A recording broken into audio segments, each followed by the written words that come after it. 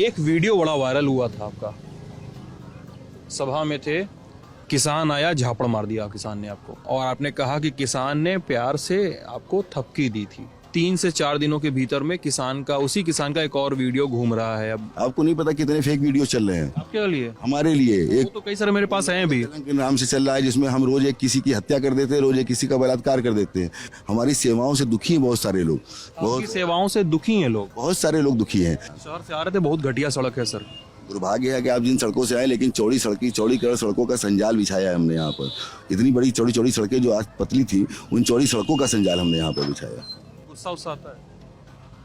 मेरी कोशिश तो यही रहती है कि गुस्सा ना आए, हमेशा मुस्कुराते रहते। कोई प्रतिक्रिया भी करता है, कोई क्रिया भी करता है, उसकी प्रतिक्रिया देने का हम प्रयास भी नहीं करते। जैसे कोई जेसीबी रोक लिए कोई गांव में, तो गाली वाली भी नहीं देते, उसका वीडियो भी नहीं वायरल होता? ऐसा कभी हो सकता है कि किसी के साथ हुआ हो। आप जिस विषय को लेकर कह रहे हैं वो भी वीडियो वायरल है सर। आप जेसीबी खड़ी है, गांव वाले रोके हुए हैं और आप गाली दे रहे हैं वहां पे।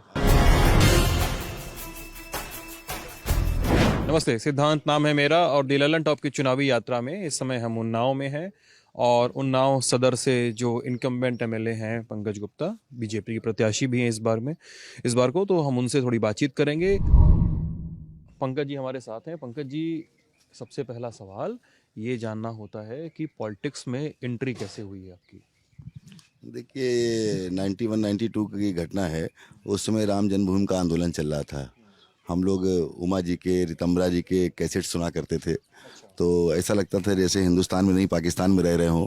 रामलला हम आएंगे, मंदिर वहीं बनाएंगे, और मंदिर बनाने के लिए जो लोग जा रहे थे उन पर गोलियां चल रही थी।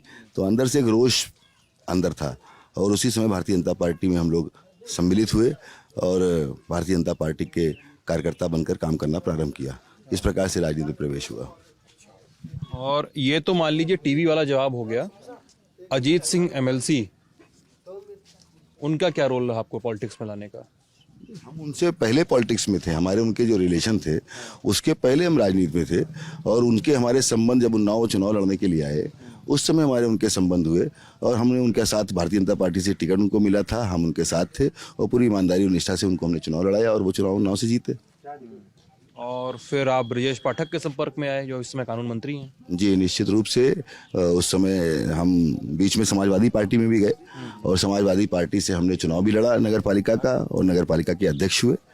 फिर बहुजन समाज पार्टी की सरकार बनी, बहुजन समाज पार्टी में जाना हुआ, और उन्नाव विधानसभा से हम टिकट भी मांग रहे थे। दुर्भाग्य से हमारा टिकट नहीं कटा, और हमारे कानून मंत्री जी हैं उनकी पत्नी का टिकट हुआ। उस समय भारतीय जनता पार्टी ने 2012 में हमको चुनाव लड़ाया, और हम दूसरे स्थान पर रहे। 12 में ये कहा जाता है कि आप इस चक्कर में ही ब्रजेश पाठक के साथ जो आप रहे, ब्रजेश पाठक का और आपका जो साथ रहा, इसी गतिरोध की वजह से टूटा कि ब्रजेश पाठक सदर सीट से अपनी पत्नी के लिए टिकट चाहते थे, लेकिन आप अपनी सेटिंग लखनऊ और दिल्ली में बनाने में लगे हुए थे कि आपको कहीं से टिकट मिल जाए, और इस चक्कर से ब्रजेश पाठक कानून मंत्री से आपकी दूरियां बढ़ गई। देखिए, वो राजनीति में है वो भी, और राजनीति में हम भी हैं। चुनाव वो भी लड़ना चाहते थे, चुनाव हम भी लड़ना चाहते थे। बहुजन समाज पार्टी ने उनको टिकट दिया, भारतीय जनता पार्टी ने हमको टिकट दिया, इसलिए हम दोनों लोग आमने सामने लड़े। आज हमारे उनके अच्छे संबंध हैं, पहले भी हमारे उनके अच्छे संबंध थे। तो चुनाव एक दूसरे के विरुद्ध हम लोग लड़ते हैं, ये वैचारिक मतभेद तो हो सकते हैं, लेकिन कहीं हमारे दोनों के बीच में मनभेद कहीं नहीं है। अच्छा, मैं ना ये इंटरव्यू जब ले रहा हूँ तो मैं उन्नाव घूमने और कई सारे लोगों से बातचीत और इनपुट के बात कर रहा हूँ, ठीक है, और क्षेत्र में आप पर बहुत सारे आरोप भी हैं, तो मैं उन पर भी आपकी सफाई लूँगा ज़रूर। लेकिन सबसे पहले ये जानेंगे, 4 नेताओं के मैं नाम लूँगा: हृदय नारायण दीक्षित, कुलदीप सेंगर, साक्षी महाराज और पंकज गुप्ता। कुलदीप सेंगर जेल में, हृदय नारायण दीक्षित बहुत वृद्ध हो चुके हैं। तो कहा जाता है कि उन्नाव में 2 ही नेता हैं बीजेपी के पास, पंकज गुप्ता और साक्षी महाराज, और इन दोनों में आपस में बहुत बनती नहीं है।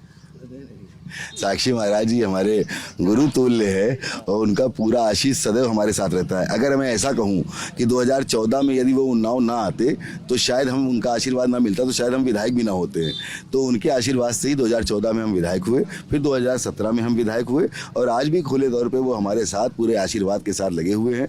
कल भी उन्होंने भ्रमण किया, उसके पहले भी उन्होंने भ्रमण किया, और जहाँ कहीं भी उनको ले जाते हैं वो हमारे साथ जाते हैं, उनका आशीर्वाद मिलता है। लेकिन ये बताते हैं लोग कि जो पिछले साल जिला पंचायत का चुनाव हुआ था, दोस्ती उस समय हुई थी, जब अरुण सिंह का टिकट काटा गया था माखी कांड की पीड़िता के शिकायत पे और शकुन सिंह को दिया गया, तो शकुन सिंह के साथ आप साक्षी महाराज नहीं खड़े हुए, आप लोग खड़े हुए अरुण सिंह के साथ, जो बीजेपी के उसमें प्रत्याशी तक नहीं थे।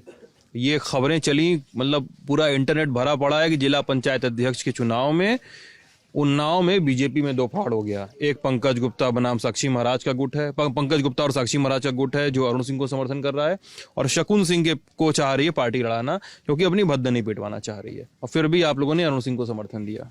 देखिए, भारतीय जनता पार्टी कार्यकर्ता आधारित पार्टी है। ऐसा आप कैसे